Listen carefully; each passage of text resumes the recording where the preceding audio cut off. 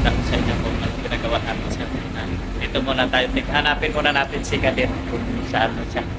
Si kanina ko pa siya hinahanap. Dito lang pala yung engine cadet namin, nagpapahangin. Nahihiya nga sa humarap sa kamera kasi nahihilo na daw siya, baka masuka daw siya. Sabi ko sa kanya, ang hinang nilalang mo naman, wala pang alon, nahihilo ka na agad. Samantala ako, hanggang ngayon, nasusuka pa rin. Ganon talaga guys pag mga baguhan pa lang, 2 buwan pa lang kasi siya. At saka pag gumalaw yung barko, may hilo talaga yon. Ako nga datihan na nahihilo pa rin pag malakas na din yung alon, pag masyadong malakas na talaga yung galaw ng barko. Punta naman tayo sa makina, silipin natin yung mga ginagawa ng mga kasamahan ko doon. Yan, dito punta tayo. Baba tayo dito sa makina.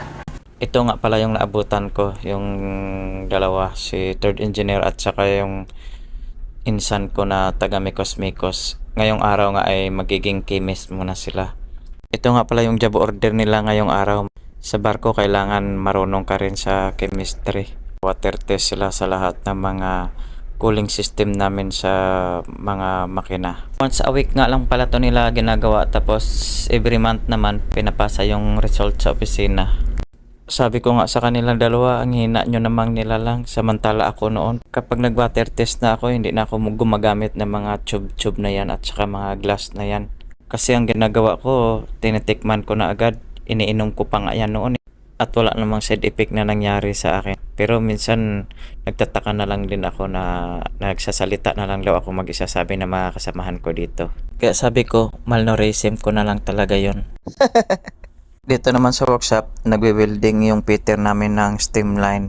Yung mga tubo na yan, galing yan doon sa kuberta. Yan yung mga papalitan ni Peter na mga bago. Dinadala ng mga taga-deck yan dito sa engine room para dito weldingin ni Peter sa loob ng workshop. Bawal kasi mag-welding doon si Peter sa itaas kapag may laman yung mga tangke ng mga kargada, baka sumabog yung barko. Ito nga pala yung dinugtong ni Peter na tubo sa elbow. O diba, perfect. Parang kaliskis lang ng isda. Pero para sa akin, mahina pa rin sana nilalang kasi gumagamit pa sa ng welding mask. Kasi ako, hindi na ako gumagamit ng welding mask. Nakikita nyo yung mga apoy na nalaglagan. Minimerienda ko pa nga yan. Tapos ito naman yung isang insan ko na taga Mekos Mekos. Problema daw siya kung paano niya ubusin yung pintura kasi half day lang kami ngayon. Biniro ko nga sa kanya, sabi ko sa kanya, that's your problem, not mine. You're very weak creature, my friend. Like others. Drink the fence so then you can sleep forever and ever. Ito nga pinakitaan ko sa